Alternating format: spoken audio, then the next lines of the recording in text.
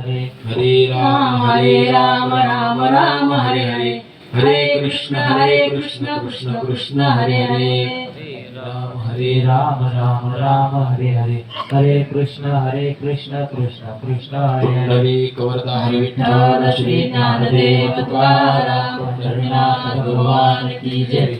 मौली ज्ञानेश्वर महाराज की जय. जगद्गुरु संत तुकाराम महाराज की जय. सच्चिदानंद श्रीपाद भगवान की जय. सच्चिदानंद रामदास भगवान की जय. गुरुवर्य बाळकृष्ण महाराज की जय. अवधूत चिंतन श्री गुरुदेव दत्त गोपाळ कृष्ण भगवान की जय. जाणतेने गुरु भजिजे तरी कृत्य कार्य होईजे, जैसे मूळ सिंचने शाखा पल्लव संतोषती. ग्रंथराज ज्ञानेश्वरी आणि तुमच्या संत सज्जनाच्या सेवेसाठी घेतलेली आजची जी ओवी आहे. माऊली ह्या ओवीतून आपल्याला सांगते, मूळ सिंचने शाखा पल्लव संतोषती. ओवी फार सुंदर आहे. माऊलीला याच्यातून सांगायचंय की बाबा जाणतेने गुरु भजिजे म्हणजे काय करा. ज्या 9 भक्ती आहेत ह्या भक्तीतून जे वर्म किंवा जे सार आहे ते निवडून काढले आणि मग काय करायला सांगितलंय. ज्याप्रमाणे एखादं झाड आहे, आता हे झाड आहे पण ह्या झाडाला जर समजा आपल्याला पाणी द्यायचं असेल तर आपण प्रत्येक पानाला देतो का, प्रत्येक फुलाला देतो का, नाही देत. मग कशाला देतो, मुळाला देतो. का देतो तर त्या मुळाला पाणी घातल्यानंतर त्या झाडाला कसा भर येतो, ते प्रफुल्लित होतं. त्याप्रमाणे माऊली सांगते की बाबा मूळ सिंचने जसे शाखा पल्लव संतोषित, त्याप्रमाणे भक्तीत सुद्धा काय कर तू, जे मूळ आहे जे वर्म आहे ते समजून घे. पण कधी जाणतेने गुरु भजिजे. जोपर्यंत तू गुरुला भजत नाही ना किंवा संतांना भजत नाही. पण संत कसे, संत म्हणजे कुळीचा राजा पाहिजे, तो त्या कुळातला राजा पाहिजे. कसा, गुरु हा संत कुळीचा राजा, गुरु हा प्राण विसावा माझा, गुरु दावी निधन, असा गुरु पाहिजे आपल्याला. आणि मग तो गुरु काय करतो, तुम्हाला गुरुकडून काय आपल्याला प्रक्रिया भेटते किंवा काय भेटतं. साठविला हरी जिवे हृदयी मंदिरी, त्याची सरली धार झाला सुफळ व्यापार. आणि मग हरियाला आता मग कैसी भय चिंता. एकदा का ते सद्गुरु तसे जर आपल्याला भेटत असेल तर समजा, म्हणजे कसं म्हणायचं, मला थोडक्यात सांगायचं, संत आपल्या जीवनात कसे यायला पाहिजे. स्वतः सत्य कसे असतात, नुसते संत पुढे 2 गाड्या माग 2 गाड्या आणि मध्ये संतांची त्या गाडी असत, पांढरे फेक कपडे असतील तर ते संत का नाही. संत ओळखता आले पाहिजे. संत कसे असतात, एकदम साधे सिंपल. आता भाऊंनी एका सांगितलं की ज्यावेळेस मी त्या भाऊ जवळ बसलो त्यावेळेस त्या भाऊंचे काय जाणत होते, स्पंदन जाणत होते. मग तसे ते सद्गुरु संत असे असतात की त्या संताजवळ आपण पण गेलो ना की त्या संतांचे स्पंदन जाणवतात, स्पंदन जाणवतात. ते तेज त्यांच्यात जे ओतपोत भरलेलं असतं ते स्पंदन आपल्याला जाणवतात. आणि त्या स्पंदनाने आपल्याला सुद्धा काय होतं, ऑटोमॅटिक ज्याप्रमाणे परीस लोखंडाला लागल्यानंतर त्या लोखंडाचं सोनं होतं, त्याप्रमाणे म्हणजे परीस हा आतापर्यंत कुणी पाहिलाय, कुठे परीस आहे, परीसाची कुठे फॅक्टरी आहे का, किंवा परीस फक्त आपण ऐकलाय. अहो ही संतांची भाषा आहे. आता कोणीतरी सांगितलंय, मी पण त्या कुंभारभाऊला ओळखत नाही, परंतु ते पीक होते असं मी आताच ऐकलंय. पण काय झालं, त्यांना ते परीस जो आहे तो त्यांना येऊन चिकटलाय आणि त्यांच्या जीवनाचं काय झालंय, सोनं झालंय. मग संतांची ती भाषा आहे, संत त्याला परीस म्हणतात. संत स्वतः परीस आहेत. का परीस आहेत, त्यांनी स्वतःला परीसासारखं करून घेतलंय. आणि मग ते आपल्यासारख्या लोखंडाला चिकटल्यानंतर आपलं काय होतं, त्या व्यक्तीचं सोनं होऊन जातं, सहज होऊन जातं. इतक्या स्टेपला जाणारे लोक असतात, परंतु असं काय त्यांच्याकडे आहे की बघा इतका पिणारा खाणारा व्यक्ती असतो. हे भाऊच नाही, अजून बरेचसे मी ऐकलेले पाहिलेले. मग परीस हा परीस म्हणजे संतांची भाषा आहे किंवा अमृत. आता आपण अमृत पण म्हणतो. आहे हो. जर अमृत ओरिजिनल असतं तर आतापर्यंत मला सांगा लॉकडाऊन मध्ये किती लोकांनी कुठं जरी असतं ना, परदेशात असतं, अमेरिकेला असतं, कुठं जरी असतं ना, त्यांनी जाऊन आणलं असतं बरं का ते अमृत. आणि ते अमृताचं सेवन केलं असतं. कारण खूप मोठे मोठे लोक, आता आम्ही पुण्यात राहतो, खूप मोठे मोठे लोक गेलेत. आमची पण म्हणजे तिथं हे लागली होती बरं का, नंबर लागलेला होता, आमचा सुद्धा नंबर लागला होता. परंतु त्या नाम अमृतामुळं आम्ही जगलो. आणि आता हा फक्त देह जे आहे आमचा, हा कशासाठी दिलेला आहे भगवंतानी, की आम्हाला समजतो हा एक्स्ट्रा दिलाय, हा तुमच्या आमच्या सेवेसाठी दिलाय आता. आणि तर आम्ही कधीच आता आमच्या हरळी उगली असती. मग जर ओरिजिनल खरं जर समजा अमृत असतं तर लोकांनी कुठून पण जाऊन आणलं असतं ना आणि पेले असते. पण ते अमृत आहे का? नाही. संतांची भाषा आहे आणि त्या संतांच्याकडे ते नाम अमृत आहे. ते नाम अमृत त्या संतांच्याकडे आहे. आणि त्या संतांच्याकडून तुमच्या आमच्याकडे भेटल्यानंतर, तुम्हाला मला भेटल्यानंतर काय होतं, त्या अमृत काढ्याने आपला भवरोग हा काय होतो, निघून जातो. आता वाघ भाऊनी सांगितलं, म्हणले मी आता इथे एवढा बसू शकत नव्हतो किंवा म्हणजे मला त्रास होत होता. पण कशाने त्यांच्या शरीरातले बरेचसे रोग कशाने निघून गेले, त्या नाम अमृत काढ्याने निघून गेलेत. आणि हे खरं आहे माणसातलं. परंतु कसं पाहिजे, त्या व्यक्तीचा सुद्धा, त्या सद्गुरूंच्या, त्या संतांच्यावर काय पाहिजे हो, तेवढा विश्वास पाहिजे. जर विश्वास नसेल ना तुमचा तर मग काहीच उपयोग नाही. तेवढा विश्वास संतांचे पाहिजे, हा माझा विश्वास. आणि मग सर्व भावे दास झालो त्यांचा. आणि मग ते काय करतात, त्याची माझी हित करी ती सकळ, आणि त्याने हा गोपाळ कृपा करी. मग तो गोपाळ कृपा करतो. केलं तुम्ही अनुग्रह घेतला, शिष्य तिकडं गुरु इकडं, आणि जर समजा तुमचा विश्वास नसेल तर तसं होऊ शकत नाही. संतांची मस्त आहे तुमच्या आमच्यासाठी, पण तुम्ही सुद्धा तेवढा विश्वास द्यायला पाहिजे, तुम्ही सुद्धा तेवढी तळमळ ठेवायला पाहिजे. आणि तेवढ्या तळमळी तुम्ही करायलाच पाहिजे. ते नामस्मरण चिंतन केल्याशिवाय तुम्हाला तो अनुभव येणार नाही. कसं समजा एखाद्या मुलाला आपण काय केलंय, 10वीला याला भरपूर मार्क पडले, याला 11वीला किंवा इंजिनिअरिंगला कुठं पण समजा ऍडमिशन घेतलंय, याला पहिले मार्क भरपूर आहेत, याच्याकडे भक्ती भरपूर आहे, याला ऍडमिशन तुम्ही घेतलंय, सद्गुरूंच्याकडून नाम घेतलंय. पण जर तुम्ही ऍडमिशन घेतलं आणि अभ्यासच केला नाही तर पुढच्या वर्गात जाता का? नाही जाऊ शकत तुम्ही. जर तुम्ही ऍडमिशन घेतला आहे तर तुम्हाला काय करावं लागेल, त्याचा अभ्यास करावा लागेल. अभ्यास करत करत तुम्हाला पुढच्या वर्गाला जावं लागेल. जसं तुम्ही पुढच्या वर्गाला जाता, लास्टच्या स्टेपला ज्यावेळेस तुमची डिग्री कंप्लीट होईल त्यावेळेस तुम्हाला सर्टिफिकेट कुठलं भेटेल, मग तुम्हाला सर्टिफिकेट भेटेल, त्याच्याशिवाय भेटणार नाही. त्याप्रमाणे आपल्याला सुद्धा मग काय पडणार आहे, स्टॅम्प पडणार आहे. पण कधी, जसा तुमच्या जीवनाचा अभ्यास वाढेल, स्वस्वरूपाची ओळख होईल, आत्मस्वरूपाची ओळख होईल, ते ज्ञानाची तुम्हाला प्राप्ती होईल. म्हणजे ज्ञान तरी कुठं आहे, तुमच्यातच आहे. समर्थ म्हणतात, ऐक ज्ञानाचे लक्षण, ज्ञान म्हणजे आत्मज्ञान, पहावे आपणाशी आपण, या नाव ज्ञान. मग ज्ञान दुसरीकडे आहे का? ज्ञान पण तुमच्यातच लपलेलं आहे. बरं का, म्हणजे बरेचसे जर समजा मला वाटतं सगळेच अनुग्रह येते, क्वचित एखादा जर नसत तर त्याला वाटेल जे बसतंय ते इथं सद्गुरू बद्दलच बोलतोय किंवा नामाबद्दलच बोलतोय, मग एवढं का बोलतोय. अहो संत महात्मे एवढे मोठे मोठे होऊन गेले, ते सांगतात. स्वतः माऊलींनी ओळी गुरु बद्दल टाकली, जाणतेने गुरु भजीचे, त्याने कृत्य कार्य व्हायचे, माऊलींनी टाकली. परत तुकाराम महाराज म्हणतात, गुरुचरणी ठेविता भाव, आपोआप भेटे देव.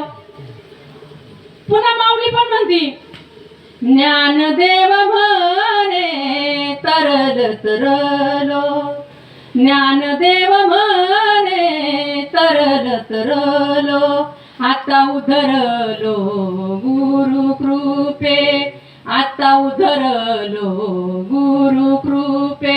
मग एवढे जर संत म्हणत असतील तुम्हाला आम्हाला गुरुच करायचे, गुरुच करायला पाहिजे, तर संत जर सांगत असतील तर तुमचा मला थोडा तरी त्याचा विश्वास पाहिजे ना. विश्वासात ठेवायलाच पाहिजे, नाही ठेवताना तर काही उपयोग नाही. मग संतांनी एवढी भक्ती, मुळालाच का पाणी घालायचं, तर संतांनी काय केलेलं आहे, मंथुनी नवनीता तैसे घे अनंता, वाया व्यर्थ कथा सांडी मार्ग. अरे बाबा, संतांनी हे जे नाम आहे ना, हे मंथून काढून तुमच्या आमच्यासाठी ठेवलेलं आहे. कारण का, तर माझ्या भक्तांना, माझ्या म्हणजे बघा, पूर्वी कसं होतं, मनुष्य जातीला भरपूर आयुष्य होतं, त्यामुळे त्यांना वेगळी भक्ती सांगितली, ती कृतयुगात वेगळी सांगितली, त्रेतायुगात वेगळी सांगितली आणि आता कलियुगात सांगितली. कलियुगासाठी एकदम सोपं करून ठेवलंय बरं का, एकदम सोपं करून ठेवलंय. फक्त नामस्मरण कीर्तन साधन पण सोपे आणि जळतीला पापे जन्मांतरीची, फक्त नामस्मरण. परंतु ते नामस्मरण कीर्तन सुद्धा तुम्हाला मला कळायला पाहिजे. भरपूर लोकांना काय होतं, त्या नामस्मरण कीर्तन म्हणजे तेच कळत नाही. माझ्यासारखं येडं उठतं, कीर्तनाला जातं आणि कीर्तन ऐकतं किंवा भजनाला जातं, अगदी त्याला ताला सुरात चाली लावतं, भजन म्हणतं आणि त्याला वाटतं हेच नामस्मरण आहे. म्हणजे मी माझं सांगते बरं का, दुसऱ्याचं नाही सांगत. मला स्वतःला पण वाटायचं. आणि 8 दिवस जे असतात ना आठवड्याचे, सोमवार आला का मला महादेवच्या मंदिरात जावं वाटायचं, मंगळवार आला का मला देवीच्या मंदिरात त्या दिवशी दर्शन घ्यावं वाटायचं, शनिवारी मी मारुतीच्या मंदिरात जायचे. खरं आहे, ऍक्च्युली खरं आहे, कारण आम्ही आर्मीवाले खूप दिवस आउट ऑफ असल्यामुळे कुठं मंदिरच दिसत नव्हतं आम्हाला. ज्यावेळेस मी पुण्याला आले हडपसरमध्ये आणि योगायोगाने आम्हाला असं घर भेटलं जवळच की त्या ठिकाणी सगळे मंदिरं असायची. हडपसरमध्ये जवळजवळ विठ्ठलाचं मंदिर आहे, मारुतीचं मंदिर आहे आणि मग सहज मला जे वारी ना त्यावेळेस मी तिथं जायची. परंतु संत कृपा झाली, इमारत फळ आली आणि ज्यावेळेस संतांची कृपा माझ्यावर झाली आणि त्यावेळेस मला खरं भक्तीचं वर्म कळालं. भक्ती म्हणजे काय आहे ती कळाली आणि उगाचच असं वाटायचं, अरे बाबा एवढं वर्ष आयुष्य आपलं फुकट गेलं आणि आपण आतापर्यंत नको तिकडं पळत राहिलो. मग या येड्या वागड्या जीवाला सगळ्यांचं तसंच होतं. त्याला भक्ती म्हणजे काय कळतच नाही. जोपर्यंत कुठपर्यंत कळत नाही, जाणतेने गुरु भजायचे. जोपर्यंत तुम्ही गुरुला भजत नाही किंवा जोपर्यंत तुमच्या माझ्या जीवनात संत येत नाही, ओरिजिनल संत, असे फसवे संत खूप असतात. थोडक्यात सांगते तुम्हाला बघा, फसवे म्हणजे कसं, समजा आता आपण गुरु घाली ज्ञानांजन, जर गुरु ज्ञानांजन घालणारे असतात तर तसे गुरु आपल्याला पाहिजेत. पण कधी कधी काय होतं बघा, आपली संगत पण आपली चुकती आणि त्या संगतीचा सुद्धा परिणाम आपल्या ह्या देहावर होतो. जर संगत चुकत असेल तर सहज काय होतं, एखादा माझ्यासारख्याला, माझा जो हा देह आहे याच्यावर काय झालेला आहे, अज्ञानाचा पडदा आलेला आहे. हा डोळ्यावर अज्ञानाचा पडदा आलेला आहे. तुमच्या मला सगळ्यांची अशीच परिस्थिती असती. ज्यावेळेस आता एका भाऊंनी सांगितलं की म्हणे मी 300 प्रश्न लिहून ठेवले. कशासाठी? जोपर्यंत मला ओरिजिनल संत भेटत नाही किंवा ओरिजिनल गुरु भेटत नाही ना, तोपर्यंत मी गुरु करणार नाही. आणि मला ते खूप त्यांचं वाक्य आवडलं. बरोबर आहे, फसायचं नाही, फसला तो गेला. मग तसं काय माणसाचं, कधी कधी माणूस फसतो. त्या डोळ्यावर ज्या वेळेस अज्ञानाचा पडदा आलेला असतो ना, तो पडदा काढून टाकणारे सद्गुरू आपल्याला भेटायला पाहिजे. पण तसं कधी कधी होत नाही. एखादा माणूस आपल्या असं जीवनात येतं आणि तो सहज म्हणतो, कारण आपल्याला अज्ञानाचा पडदा आलेला आहे, आपल्याला ओरिजिनल खरं दिसत नाही. भगवंताची मूर्ती आहे, ही मूर्ती आहे, विठ्ठलाची मूर्ती आहे, नाही असा विषय नाही, ती दिसती. परंतु तिची ओळख झालेली का तिची? आपल्याला ओळख झालेली नाही, कारण आपल्याला संत आपल्या जीवनात आलेले आहेत. मग त्याला अज्ञान सांगितलंय. मग आता सहज एखादा जर भेटला आणि तो जर म्हणला, ताई अहो इथं लय चांगलं कीर्तन आहे किंवा ते खूप संत चांगले आहेत. आता प्रत्येक जीवाला ओढ लागलेली असती. आपल्या ह्या जीवनाचं काय करायचं असतं, त्याला सोनं करायचं असतं. बघा, हा मनुष्य देह म्हणजे कावळ्याच्या ज्याप्रमाणे टाळी वाजवल्यानंतर कावळा हातात सापडतो, त्याप्रमाणे आपल्याला हा मनुष्य देह खूप सायासानी कितीतरी 84 लक्ष योनी फिरून आपण आलेलो आहे. अहो माऊली सांगते 17व्या अध्यायात माऊलीने सांगितलंय, एकाला मी कल्पची कल्प एका योनीत कोंडून ठेवतोय, कल्पची कल्प कोंडून ठेवतोय. मग एवढ्या कल्पची कल्प योनी काढून आपण हा मनुष्य देह आपल्याला भेटलेला आहे. मग किती भाग्यवान किंवा किती त्याच्यासाठी कष्ट पडले असते. 84 लक्ष योनी जर फिरून आपण आलो असं, फक्त ह्याच देहाला कळतं की आपण काय केल्यानंतर आपल्या पुढच्या जन्मात काय होणार आहे. कारण हे मनुष्य देह कसं आहे हो, हे जंक्शन स्टेशन आहे, हे जंक्शन स्टेशन आहे आणि इथून तुमची माझी गाडी पुढच्या स्टॉपला सुटणार आहे. मग प्रत्येकाने आता काय विचार करायचा आहे आपल्याला, इथून जर गाडी सुट, समजा आता हे गाय आहेत, म्हशी आहेत, कुत्रे आहेत, यांना कळतं का आपण कशी भक्ती करायला पाहिजे किंवा ह्या देहाचा आता कसं सार्थक करायला पाहिजे किंवा काय केल्यानंतर आपल्याला पुढचा जन्म कसा भेटेल, ह्यांना कळतं का? नाही कळत. फक्त हा मनुष्य देह आहे आणि या मनुष्य देहाला मी तर जंक्शन स्टेशन म्हणते. कारण कसं आहे बघा, जंक्शन स्टेशन कसं असतं, दौंडी किंवा पुणाई, तिथून प्रत्येक स्टेशनला गाडी सुटती, प्रत्येक स्टेशनवरून सुटत नाही. त्याप्रमाणे इथून प्रत्येक जन्माला गाडी सुटणार आहे आता.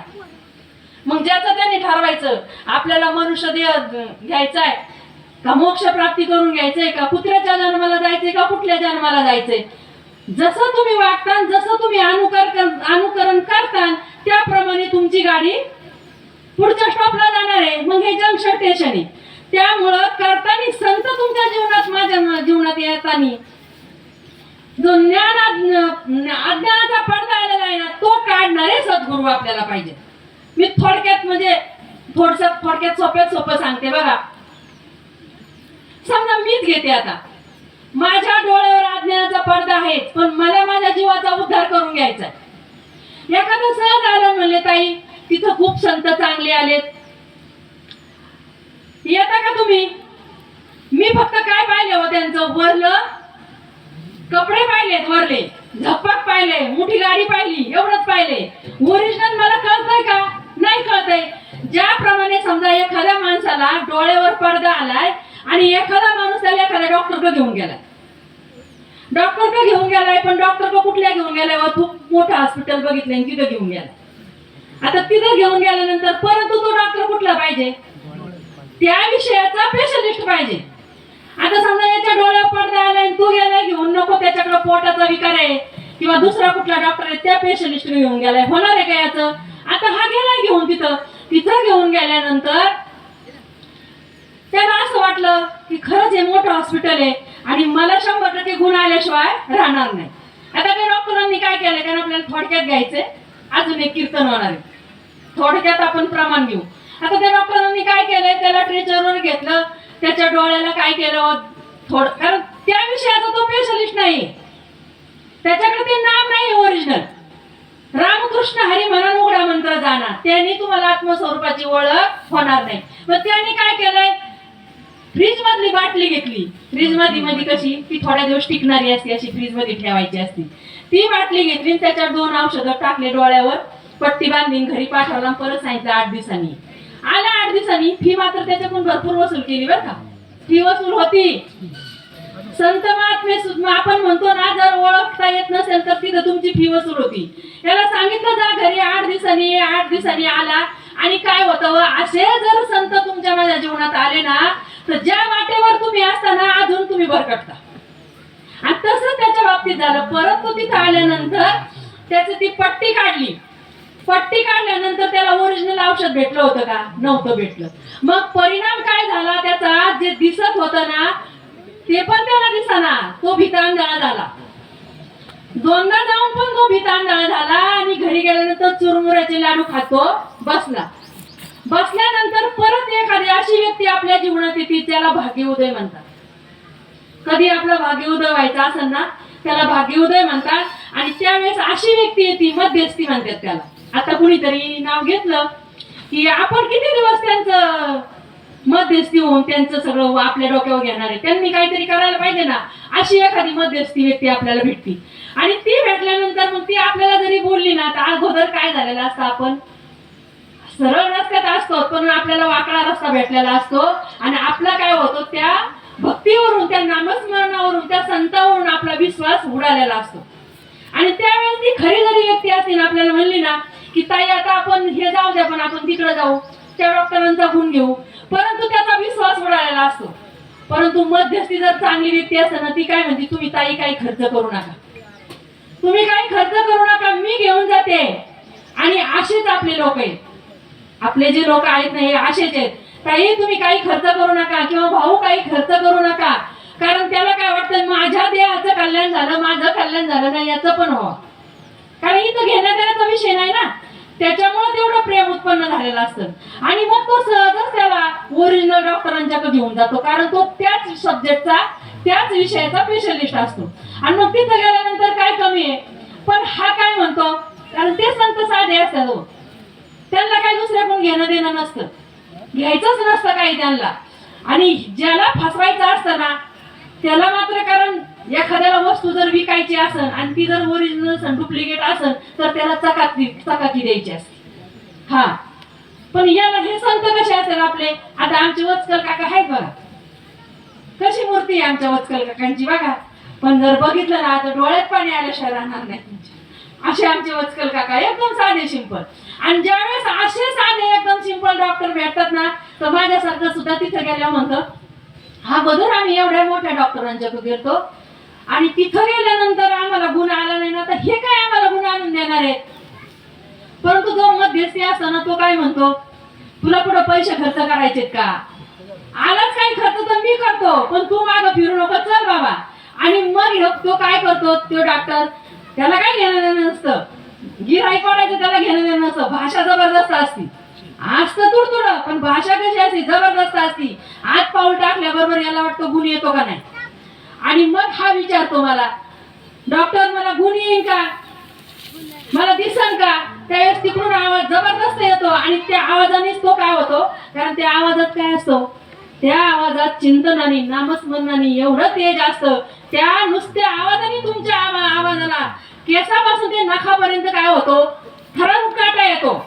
आणि हा घाबरतो, गपचूप बसतो. आणि बसल्यानंतर ज्यावेळेस त्याच्या डोळ्यावर आलेला पडदा असतो ना, तो फक्त ते संत काय करतात, फक्त तो ओरिजिनलच आहे, आपल्यात नाम पहिलंच आहे, आणि फक्त तो पडदा काढून बाजूला करतात संत.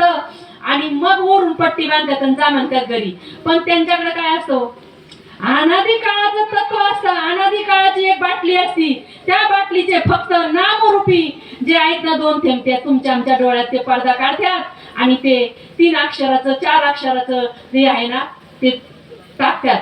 कुठून आलेली ती बाटली, आदिनाथ उमा बीज प्रगटले मच्छिद्र लागली सहज स्थिती, त्याची प्रेममुद्रा गोरक्षाला झाली, अशी आलेली असती, तिथून परंपरेने आलेली असती बरं का ती. आणि मग ते 2 टिपके टाकल्या वेळेला घरी पाठवतात. घरी गेल्यानंतर हा काय करतो, कारण आता त्याला काय होतं, प्रत्येकाला त्याला थोडासा वेळ द्यावा लागतो, त्याचा अभ्यास करावा लागतो, नामस्मरण करावं लागतं, चिंतन करावं लागतं.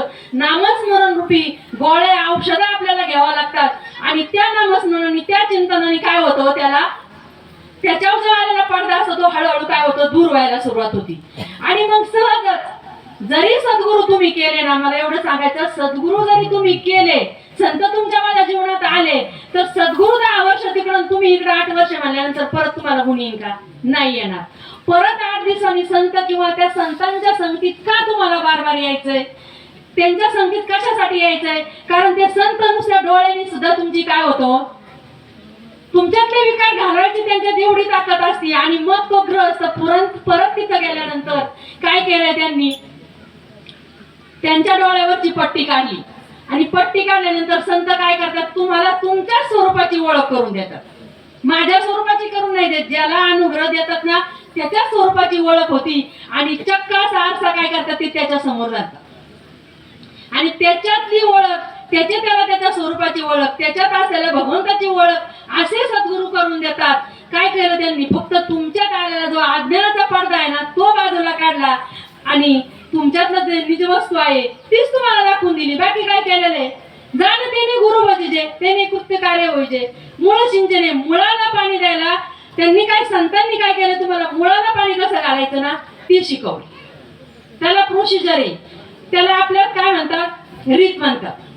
ती रीत त्या संतांच्याकडे पहिल्याकडे होती का, नव्हती. फक्त त्यांनी काय केलंय, नको तो तुमचा वेळ वाया घातला, तुमच्याकडले पैसे ओढून घेतलेत, एवढंच काम केलंय. पण आपले संत कसे आहेत, आपलं संतांचं जे हॉस्पिटल आहे ना ते कुठलं होतं, पांडुरंगाचं होतं. बालाजीचं मंदिर नव्हतं. बालाजीचं मंदिर कसं आहे बघितलंय का कोणी, नसन बघितलं जाऊन बघा, दर्शन पण किती लांबून आहे. मग आपलं हॉस्पिटल कुठलं आहे, पांडुरंगाचं. अहो पांडुरंगाचं दर्शन सुद्धा घ्यायचं म्हणलं तर किती छान पांडुरंगाचं दर्शन आहे. हा, अहो जा तुम्ही असं सहज आता पण म्हणा, जा चंद्रभागेत डुबकी मारा, सूर्यनारायणाला तुमचे जे 5 तत्व आहेत ते 5 तत्व अर्पण करा पाण्याच्या रूपाने, चंद्रभागेची पूजा करा, तुमच्यातले जे 6 तत्व आहेत ते बाहेर फेका, जे विकार आहेत ते बाहेर फेका आणि बाहेर या. गुप्त तुमच्यात जे गुप्ततीला जे पिंड आहे, महादेवाची पिंड आहे, त्या पिंडाचं तुम्ही दर्शन घ्या. तुमच्यात पण साधू पिंड नावाची एक वस्तू आहे आणि त्याची गुप्तलिंगाची पूजा करा. पुढे निघा, पुंडलिकरायाचं दर्शन घ्या. संत चरणाला जर लागत असत वासनेची बीज जळून जाई. थोडी थोडी वासना बाद होती आणि पुढे येता येता नामस्मरण चिंतन करता करता तुमच्या ज्या शरीरात सुद्धा ऋषी मुनी तत्व खूप काही लपलेलं आहे. त्याचे तुम्हाला जसजसं तुमचं चिंतन वाढेल नामस्मरण वाढेल तसतसं अनुभव येतात. त्याप्रमाणे चंद्रभागेपासून पुंडलिकापासून ते चोखा महाराजापर्यंत या. आणि तिथं आल्यानंतर हा जो 3.5 हाताचा देह आहे ना, चोखा महाराज काय करतात? अहो तिथं नामस्मरणाचा विषय, चिंतनाचा विषय, प्रबोधाचा विषय, ते काय करतात? तुम्हाला चोख करून सोडतात आणि पुढे पाठवतात, नामदेवरायाकडे पाठवतात. आणि मग ते जे अनुग्रह रूपाने झालेलं जे तुमचं 3.5 हाताचा देह आहे ना, चोखा महाराज काय करतात? चोख तिथं आल्यानंतर सगळा देह चोख करून टाकतात.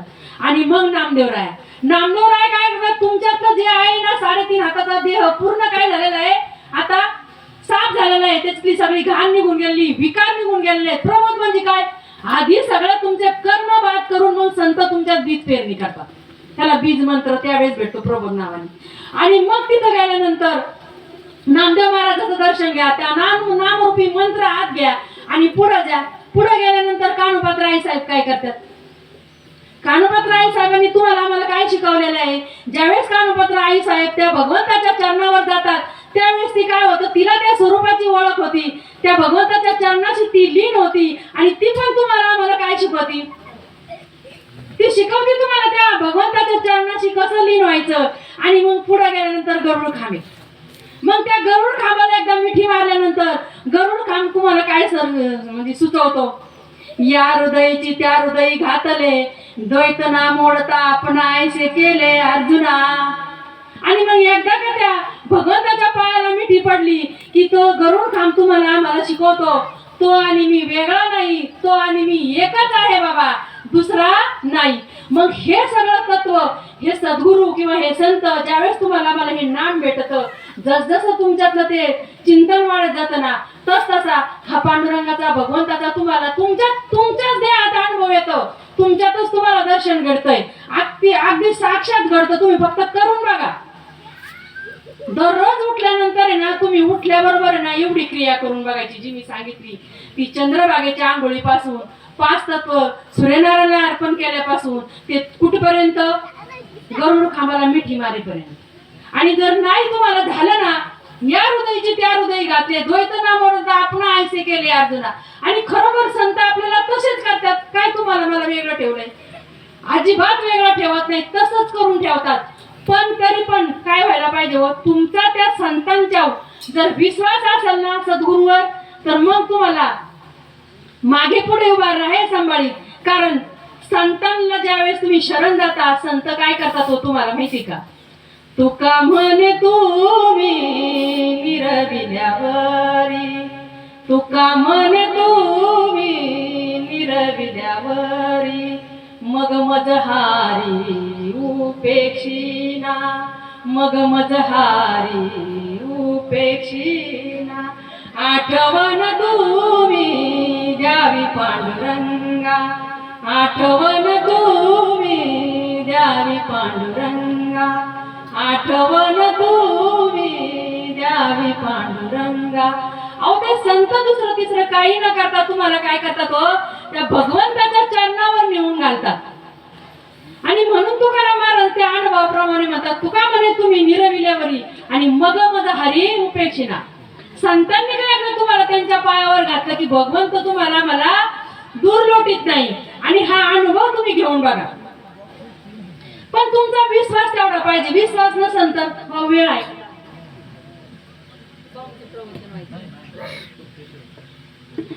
आणि मग बघा, तुमचा विश्वास तेवढा पाहिजे. थोडस आपण एक छोटस प्रमाण घेते मी. गुरु आणि शिष्याचं. गुरु शिष्याचं नातं कसं पाहिजे? शिष्याचा त्या सद्गुरूवर विश्वास किती पाहिजे?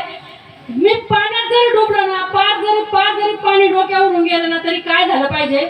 मला माझे सद्गुरू येतील आणि वाचवतील, एवढं त्या सद्गुरूचा त्या शिष्याचा त्या सद्गुरूवर विश्वास पाहिजे. बघा, समर्थांच्या जीवनातलं थोडस मी प्रमाण घेते. समर्थांच्या जीवनातले समर्थांच्या शिष्य वेणाबाई. आता आता त्या वेणाबाई कशा होत्या? वेणाबाई बाळविधवा होत्या. बाळविधवा होत्या वेणाबाई. परंतु त्या कशा होत्या? त्यांना कसं वाटायचं, कुठं कीर्तन असेल त्या तिथं जायच्या, कुठं भजन असेल त्या तिथं जायच्या, प्रवचन असेल तिथं जायच्या. कोणी चार व्यक्ती चांगल्या दिसल्या ना तर आपण सुद्धा बघा, विषय तो त्यांचा झाला नारायण. ज्यावेळेस एखादी व्यक्ती चांगली असेल तर आपल्याला बघा, मला तर तसंच वाटतं, एखादा बसलं ना त्याच्याजवळ, जर ते चार गोष्टी चांगल्या सांगत असेल तर तिथून आपल्याला उठू वाटत नाही. मग वेणाबाई त्या टाईपच्या होत्या. वेणाबाई काय करायच्या, अशा लोकांच्या संगतीत यायच्या. परंतु आता आपल्याला समजा, आता सुद्धा महिलांना खूप अजून सुद्धा, परंतु खूप म्हणजे आमचं भाग्य असं म्हणावं लागेल की संत आमच्या असे जीवनात आले ना आम्हाला इथं येऊन आणून बसावं. नाही तर महिलांना अधिकार आहे का? तो नाही. महिलांना बाहेर निघायलाच आज त्या काळात तर नव्हताच. आणि त्या वेणाबाईला काय वाटायचं, जावं वाटायचं. परंतु लोक त्या बाळविधवा होत्या. त्यामुळे लोक काय करायचे, त्यांना नावं ठेवायची. नावं ठेवायचे, घरी येऊन सांगायचे आई वडिलांना, काय म्हणे तुमची ती वेणू इथं फिरती तिथं फिरती, इकडं जाती तिकडं जाती, तिचं वागणं चांगलं नाही, असंच नाही तसंच नाही. रोज ऐकून ऐकून दररोज सांगून सांगून आहे ना घरचे कंटाळून गेले अगदी. आता काय करावं कळलंच त्यांना. आणि मग शेवटी नाविलाजानी घरच्यांनी तिला सांगायचा प्रयत्न केला की वेणा, लोक नाव ठेवतात बाई, तू जाऊ नको, तू असं करू नको, तू तसं करू नको. परंतु त्यांचं काय झालं तर त्या स्वतः देहभान विसरलेल्या होत्या. आणि त्या काही कच्च्या सद्गुरूंच्या शिष्य होत्या का? नाही. मग त्या कोणाचं ऐकायच्या नाही, जायच्यात. शेवटी घरच्यांनी कंटाळून काय केलं, म्हणले आपण काय करू, मरू द्या, ही अशी ऐकत नाही तशी ऐकत नाही. कारण त्या काळाचे लोक तसेच निर्णय घेत होते. आणि त्यांनी काय केलं, म्हणले जाऊ दे, हिला आपण आज विष पाजू आणि हिला मारून टाकू, म्हणे विषय संपला. ही काय आपलं ऐकत नाही, हिने असं आपलं म्हणजे चव घातली तशी घातली, ही तर काय आपलं ऐकत नाही. मग शेवटी काय केलं त्यांनी, अक्षरशः त्या वेणाबाईला विषाचा प्याला दिला. विषाचा प्याला दिला. आणि मला सांगायचं, शिष्याचं आणि आपल्या सद्गुरूंचं नातं मला सांगते मी तुम्हाला, इथं किती विश्वास पाहिजे. आणि ते काय केलं, त्यांना विषाचा प्याला दिला, बाहेरून कुलूप लावलं आणि हे बाकीचे लोक निघून गेले, बाहेर निघून गेले. म्हणले चट आत मरून पडत आपण येऊ म्हणे. काय कोणाला सांगायचं नाही, काय नाही, गपचूप सगळा कारभार केला आणि निघून गेले. गेल्यानंतर बघा सद्गुरू कसे असतात. आज आपल्याला सुद्धा अनुभव येतो, ज्या ज्या वेळेस तुम्ही संकटात असतात ना त्या त्या वेळेस तुम्ही फक्त मूर्ती आठवा. मूर्ती आठवली ना, नाम आठविता कंठीन, पुढे उभा जगजेठी. तसा अनुभव तुम्हाला मला येतो. अजून यांना पण आला असेल, मला पण आलेला आहे. आणि तोच अनुभव त्या वेणाबाईला आलेला आहे. वेणाबाईंनी काय केलंय, आता त्या वेणाबाई होत्या, इतक्या मोठ्या गुरूंच्या शिष्य होत्या, त्यांना काही माहित नाही का, दिल्याबरोबर त्यांनी तो प्याला तोंडाला लावला, पिऊन घेतला. पण प्याल्यानंतर काय केलंय, यांनी दिला फक्त तोंडाला लावती का बघितलं, किती पिती बघितलं, बाकीचे चुपचाप निघून गेले. वेणाबाईंनी काय केलंय, सुंदर असं आसन घातलंय, मांडी घातली आणि काय केलं, व चिंतनाला बसले. चिंतनाला बसले आणि नामस्मरण सुरू केलंय. नामस्मरण सुरू केलंय. सद्गुरूंची मूर्ती डोळ्यापुढे आणली. आणि ज्यावेळेस सद्गुरूंची मूर्ती डोळ्यापुढे आणली, सद्गुरू पुढे लांब असतात का? अहो त्या तत्वाने तुमच्या माझ्यातच आहेत. सद्गुरू किती लांब असू द्या. बघा आता बऱ्याचशा लोकांचं आपलं अजिंक्य चाकण करे, ते एक दिवशी अनुभव सांगत होता. म्हणले ताई, तो एक तर अशा जातीचा आहे ना की म्हणजे त्यांच्यात ते खाणं पिणं जास्त चालतं, त्याच्याशिवाय काय नाही. आणि त्यांनी अनुग्रह घेतला. अनुग्रह त्या मुलांनी घेतला, आई वडील असे खाणारे. आणि मग आता काय करायचं, ते पोरं अक्षरशः म्हणलं ताई मी संडास मध्ये बसून चिंतन करायचं, संडासात बसून चिंतन करायचं म्हणे. आणि मग मला लई वाईट वाटायचं, मी खूप रडायचो. एक दिवशी इतकं रडलो आणि बाबांना सांगितलं, श्रीपाद बाबांना, बाबा तुम्ही मला हवे होते, तुम्ही मला पाहिजे होते. साक्षात बाबांची मूर्ती पुढे उभी राहिली आणि काय सांगितलं, म्हणले अरे मी जरी गेला असलं तर त्या तत्वानी, त्या नामस्मरणाने मी तुझ्यातच आहे ना बाळा, मी काय लांब आहे का, मी खोटं सांगत नाही. कधी जरी तुम्हाला अजिंक्य भेटला ना तर त्याला विचार, तो सांगेल तुम्हाला. एक दिवशी मला सांगत होता, म्हणले ताई मला असा अनुभव आला. मग तुमचं माझं कसं आहे का, एवढ्या परिस्थितीतून काही लेकरांना जावं लागतं, असं चिंतन करावं लागतं. अशा चिंतनातून ते आज कुठं पोहोचलं, कुठं पोहोचलाय. मग अशा परीक्षा कधी द्यावा लागतात. तसं वेणाबाईंनी काय केलंय, चिंतनाला बसल्यानंतर सद्गुरू काय लांब आहे का, ते तत्वानी त्यांच्याच जवळ आहे. तुम्ही अंतःकरणातून नेहमीच्या रेटावरून हाक द्या, संत येऊन उभे राहतात. आणि मस्तपैकी संत आले. संतांना आहे ना, खरे संत असतात ना, त्यांना प्रवचन सांगायचं असलं, काही सांगायचं असलं ना, त्यांना 10 लोक लागत नाही.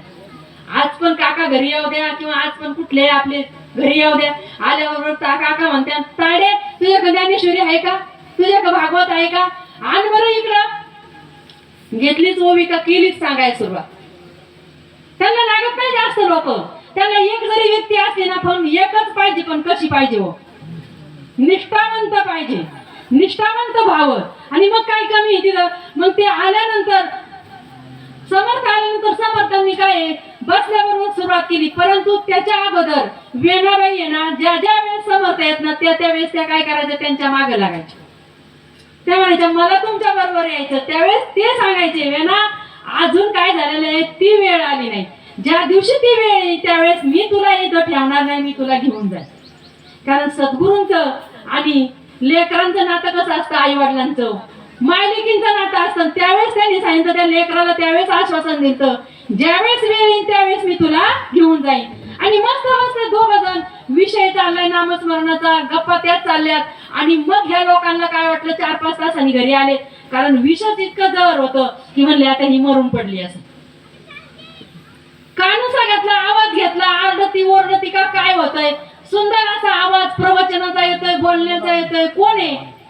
आणि ज्यावेळेस लोक उघडून घरात आले, बघा त्यात वेणाबाई तर एकदम सुंदर बसलेली आहे, पुढे समर्थ बसलेले, बाहेर कुलूप जशाला तसे, खिडक्या बंद आहेत, समर्थ आले कुठून. आणि मग त्यांनी काय केलंय, त्या समर्थांच्या डोक्यावर लोळण घेतलंय, डोकं टेकावलंय, पाया पडले, रडायला लागले, सांगायला लागितले. संत आहेत ते, ताटकन उठले, वेणाबाईचा हात धरला, काहीच बोलले नाही आणि तडतड चालायला लागले. त्यावेळेस हे लोक माग पाया पडायला लागले, एवढ्या वेळ चुकलं माफ करा, एवढ्या वेळ चुकलं माफ करा. पण नाही. पण हे कशामुळे झालं, कशामुळे, वेणाबाईचा तेवढा आपल्या सद्गुरूवर काय होता, विश्वास होता. आणि ज्यावेळेस विश्वास असतो, ज्या ज्या वेळेस तुम्ही संकटात असतात त्यावेळेस स्वतः सद्गुरू जरी जातीने हजर नाही राहिले तरी कोणाला पण पाठवतात. खरंच पाठवतात. आमचा रात्रीचा अनुभव आहे. आम्ही 9ला निघलो घरून पुण्याहून. आल्यानंतर पुढे आल्यानंतर मला वाटतं वेळापूरमध्ये आम्ही रस्ता चुकलो. ते जे बोगदा आहे ना, पूल, त्याच्या खालून तिकडे वळायचं. आम्ही सरळ पुढे निघलो. पुढे निघाल्यानंतर म्हणजे आम्हाला सद्गुरूंनी जास्त लांब नाही जाऊन दिलं. इतकं ते समोर घर दिसतंय तिथंच गेलो. चांगली मोठी गाडी, मोठ्या माणसाची, कोणीतरी श्रीमंत घरातला असावा असा माणूस, गाडी पण त्याच लायकीची, आणि उभा राहिलाय भारदस्त माणूस परत, आणि मोबाईलवर बघतोय उभं. मग ते आमच्यातलं एक जण उतरलं आणि त्यांना विचारलं, म्हणे हे सांगोल्याला हाच रोड जातो का. नाही जात म्हणे सांगोल्याला हा रोड, तुम्ही मागं जा आणि त्या चौकातून जा म्हणे, पुढे महादेवाचं मंदिर आहे, सरळ निघा. तिथं आल्यानंतर आम्हाला म्हणजे जास्त लांब नाही जाऊन दिलं, फक्त तिथं आल्यानंतर आम्हाला परत माघारी फिरावं. परत पुढे आल्यानंतर आम्ही मॅप लावला, बरोबर आलं त्यांनी, पण इथं आल्यानंतर अंधाराचं. इथं तरी कोणाला सुचणार आहे का कसं यायचं, ते नाही सुचत माणसाला. मग आता ह्या लोकांना जे बॅनर लावायचं होतं ते दिवसभर लावू शकत होते. रात्रीचा एवढा उशिरा कुठे बॅनर असं का लावायचं का. काय असेल त्या भगवंतांची कृपा, काय त्यांनी तुमच्या डोक्यात दिलं असेल. आणि आम्ही ज्यावेळेस आमची गाडी थोडीशी नकळत पुढे निघली तर हे 3 पोरं तिथं बॅनर लावताना दिसले. म्हणजे आमच्यातलेच कुणीतरी पाहिलं, म्हणले इथं बॅनर लावतात, थांबा जरा आपण बघू. आणि मग मागं आलो. आल्यानंतर मग त्यांनी सांगितलं, हा म्हणले इथूनच वळायचं. काय कृपा त्यांची, त्यांच्यातले 2 जण थांबले आणि 1 जण आमच्या संग इथपर्यंत आला. काय कमी आहे, अहो सद्गुरूची फौज करेगी मौज. काय कमी आहे तुमच्या माझ्या जीवनात, काहीच कमी नाही. फक्त त्या सद्गुरूवर निष्ठा ठेवा, भाव ठेवा. जीवनात काहीच कमी पडल्याशिवाय तुम्हाला राहणार नाही. त्या निष्ठेने करा, आणि जर त्या निष्ठेने केलं ना, काहीच कमी नाही. मग माऊली का सांगते, जाणतेने गुरु भजते तेने कृत्य कार्य होय, जे मूळ सिंचने शाखा पल्लव संतोषती. तर तुम्ही काय करा, ज्या 9वीदा भक्ती आहेत किंवा जेवढ्या भक्ती आहेत ना, त्या भक्तीतून मन तुनी नवनीता तैसे ज्ञानता वाया व्यर्थ कथा सांडी मार्ग. ज्या त्या सद्गुरूंनी तुम्हाला जे तत्व दिलेले आहे, जे नाम दिलेलं आहे, ज्याप्रमाणे मुळाला पाणी घाल्यानंतर सगळं शाखा म्हणजे जे झाड आहे ते प्रफुल्लित होतं ना, त्याप्रमाणे त्या सद्गुरूंनी दिलेल्या रीतीप्रमाणे, रिवाजाप्रमाणे जर तुम्ही केलं ना, तर ज्या जगात जेवढ्या भक्ती आहेत ना, मी तुम्हाला कोऱ्या कागदावर लिहून देते, जगात जेवढ्या भक्ती आहेत तेवढ्या भक्तीची सगळी प्राप्ती तुम्हाला फक्त एका नामस्मरणाने आणि एका नाही, म्हणून तर माऊलीने परत एक ओवी टाकलेली. बघा माऊली काय म्हणती, 9व्या अध्यायातली पहिली ओवी भाऊ, हे प्रतिज्ञा तरी उत्तर अवधाने कले तरी अवधाने ऐकले जे मग सर्व सुखाची पात्र होईजे, तरी प्रतिज्ञा उत्तर माझे उघड ऐका. अहो त्यांनी सांगितलं, मी प्रतिज्ञा घेऊन सांगतो तुम्हाला, शपथ घेऊन सांगतो, तुमच्या जीवनाचा सार्थक झाल्याशिवाय राहणार नाही. आणि माऊली काय अशी तशी होती काय, तो जे अवतार घेई अलंकापुरी ज्ञानाबाई सुंदरी तारावया. आणि ज्ञानेश्वरी काय अशी तशी का? अहो गीताचं ट्रान्सलेशन ज्ञानेश्वरीने केलेलं आहे, त्या ज्ञानेश्वरीतली ही ओवी इतकी सुंदर ओवी. मग ही सुंदर ओवी नुसती पाठ करायची नसून, वाचायची नसून, तिचा काय करायचा आहे, तुम्हाला मला अनुभव घ्यायचा आहे. एकतरी ओवी अनुभवावी. मग अनुभव घ्यायचा आहे. ओवीचा अनुभव नाही घेतला ना तुम्ही, एका शब्दाचाच द्या फक्त, कुठल्या, जाणतेने गुरुवजी किंवा मूळ चिंतने शाखा पल्लव संतोषती.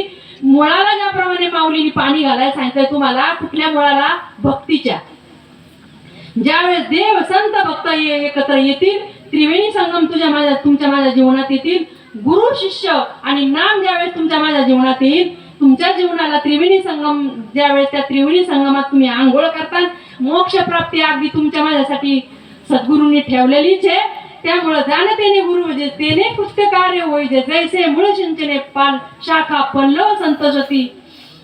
एवढं बोलून मी माझ्या सेवेला, जर माझ्याकडून बायचान्स जास्त काही, कारण इथं बसल्यानंतर काय होतंय, प्रत्येकाला अनुभव आहे, माझी मजा अनावर झाली वाचा असं होतं. जर काही चुकलं असन माफ करा, जे काही चांगलं असन नक्कीच माझ्या सद्गुरूंचं आहे, पंढरीच्या पांडुरंग परमात्म्याचं आहे. आणि हे जी प्रवचन रूपी पुष्प तुम्ही मला बोलायची, 2 शब्द बोलायची संधी दिली, तुमच्या सगळ्यांचं मी ऋण व्यक्त करते, आभारी आहे. आणि हे पुष्परूपी सेवा, पुष्परूपी पाकळ्या शब्दांच्या मी माझ्या सद्गुरूंच्या चरणावर अर्पण करते, भगवंताच्या चरणावर अर्पण करते आणि सेवेला पूर्ण विराम देते.